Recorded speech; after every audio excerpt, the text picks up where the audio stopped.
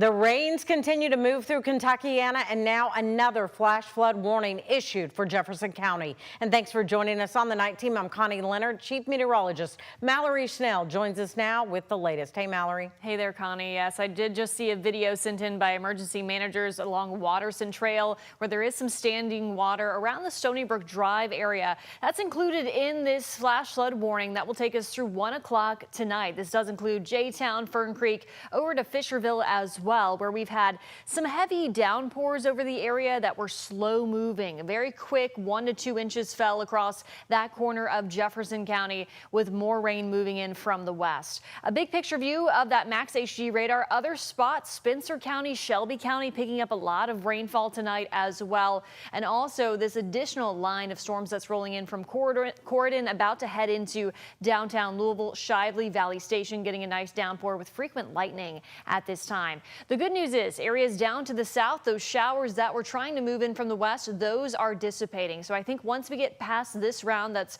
moving through the Louisville metro at this time, should be much more quiet as we head into the overnight hours. Hour by hour futurecast showing just that. So we'll hang on to those storm chances for the next hour or two. This rain really looks to fizzle out as we head into the overnight period, with lows dropping into the 70s. We'll enjoy some dry time to kick off your Saturday, but unfortunately we are tracking additional rounds of scattered showers and storms on the way, both afternoons and evenings this weekend. We'll talk much more about those storm chances coming up in our 7-day forecasts. Connie. All right, Mallory, thank you. All new tonight, LMPD has made multiple arrests relating to homicides across the city. LMPD officers arrested 45-year-old Antonio Whaley for a shooting that happened early this morning. It happened in the Algonquin neighborhood on Moore Court. The man who was shot was taken to University Hospital, where he later died. Moore is charged with murder, among other counts. And a teen has been arrested for a February shooting that killed one teenager and injured another. Police say a 17-year-old shot and killed another teen on Gallagher Street in the California neighborhood. A second person was also shot and found around the corner. They were taken to the hospital and were expected to survive. The 17-year-old is charged with complicity to murder and attempted murder. A major topic at the Bishop's table today was addressing youth violence. Overall, violent crime continues to trend downward in Louisville. However, over the last few weeks, we have seen several shootings involving teens as young as 13. The mayor pushing for more community involvement. We have to keep going. This progress is nothing to celebrate. This progress we should just see as fuel, that what we're doing is starting to work. And so let's do more, let's do it better, and let's do it faster. Let's keep working together as a community, together, to continue this progress, because it's been a tough week here in Louisville.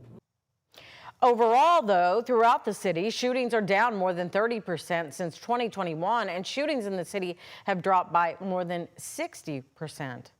New tonight, 3 men, including 2 former Manual High football coaches, have been indicted on dozens of sexual abuse charges. Donnie Stoner, the former head coach at Manual, was indicted on 52 counts by a grand jury today. His brother and former assistant coach, Ronnie Stoner, and another man, Zachary Kilgore, were also named in that indictment. The Stoners were removed from their coaching roles in 2023 after Donnie Stoner was accused of sexually assaulting a 17-year-old girl.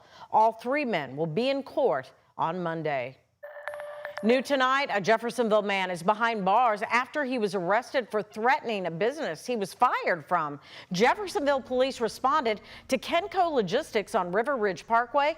Police say Cross Bennett had been fired from his position and during the process made verbal threats of gun violence. Police say Bennett also hit a supervisor before leaving the building and then getting in his car. Police say Bennett was seen driving aggressively towards the main entrance before a nearby sheriff's deputy stopped him. Bennett was taken into custody after a short foot pursuit. New tonight, an Oldham County bus driver has been arrested for DUI. Oldham County police were called to the YMCA around 2 this afternoon after counselors expressed concerns about Melissa Dowell, who was transporting children from the aquatic center back to the YMCA. Police say they made contact with Dowell, who was parked in a running bus at the aquatic center. Officers say they smelled a strong odor on Dow, and she had slurred speech and glassy eyes. Dow was taken into custody for DUI. No children were on the bus at the time of the arrest, and the YMCA arranged for alternate transportation of those children. New tonight, LMPD has released the body cam video after an officer fired shots at a suspect in the Parkland neighborhood.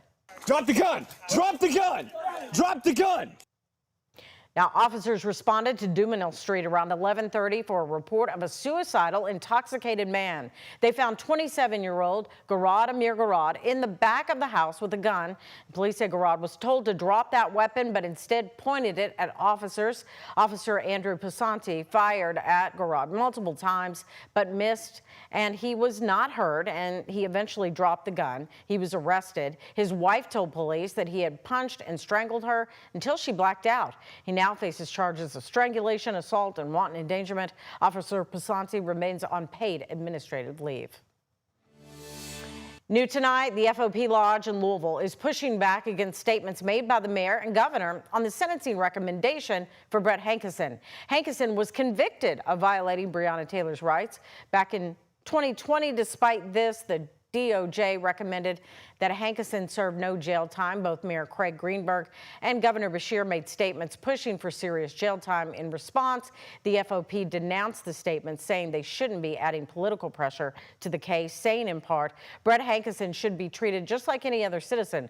Political pandering when people's lives are at stake is not leadership. Our members put their lives on the line every second of every shift. They expect to be treated fairly, and they deserve better.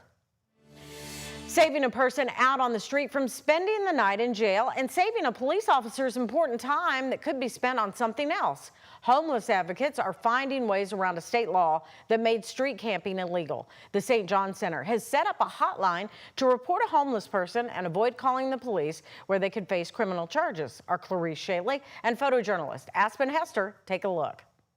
I don't know if I do good every day, but I try to. Homeless outreach. I feel like getting the resources out to the people in the community is a start. For Brandon Livers, starts with a conversation and talking to people about their options through St. John Center in Louisville. People don't choose to be homeless. Homelessness chooses for people. Once they get caught in that cycle, it's kind of hard to get out. As an outreach specialist, Livers talks to people all of the time. He's gained 2 additional referrals through the center's hotline, just launched about a week ago. To report to their hotline, you either fill out this link or scan the QR code. Here you can fill out details like your location that help them respond to the issue, and they also track it. If you're a concerned citizen, you should call this hotline if you want the individual to receive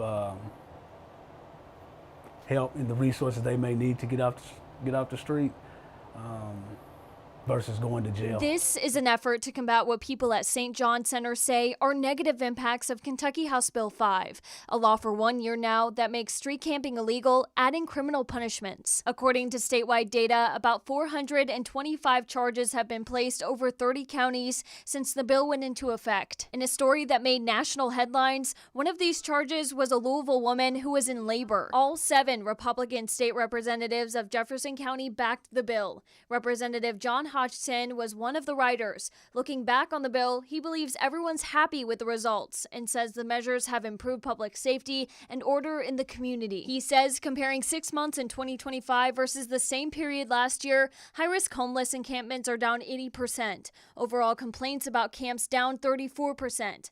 Long-term street sleepers with drug problems are getting diverted into rehab versus incarceration, whereas they refuse to go for many years. Outreach coordinators for the unhoused say this makes their job harder as people find other places to hide, like abandoned churches. We would start the housing process with some of our clients, and when we go back to visit them or follow up with our clients, they had been moved.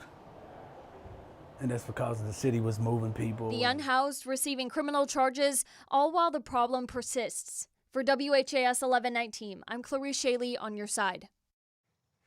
And we have information up on our website right now on how to access that link. St. John Center's outreach team doesn't respond, though, on the weekends.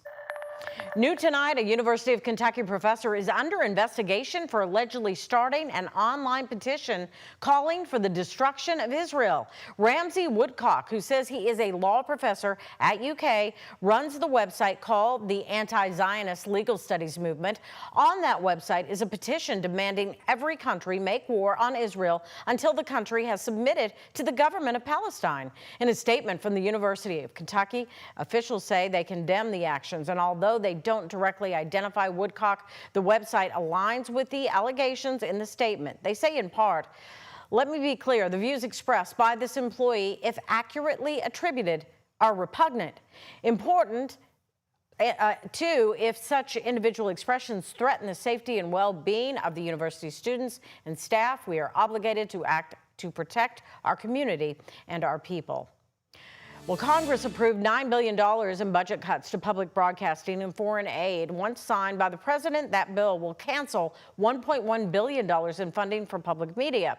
Local Louisville programming like Kentucky Educational Television and Louisville Public Media rely on that money for some percentage of their funding. The CEO of the Louisville radio station says cuts to public broadcasting will impact how communities, especially rural communities, get news and weather alerts. But U.S. Representative Chip Roy from Texas says emergency alerts were lacking.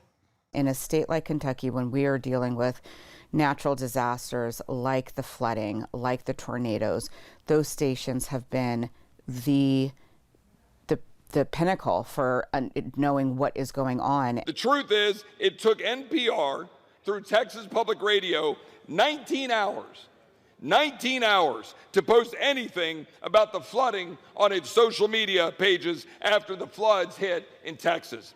But the private stations in Texas were breaking to release reports and to tell people what to do. Louisville Public Media hopes to now receive 100% of their funding through donations and grants. Meanwhile, for KET, it means program cuts.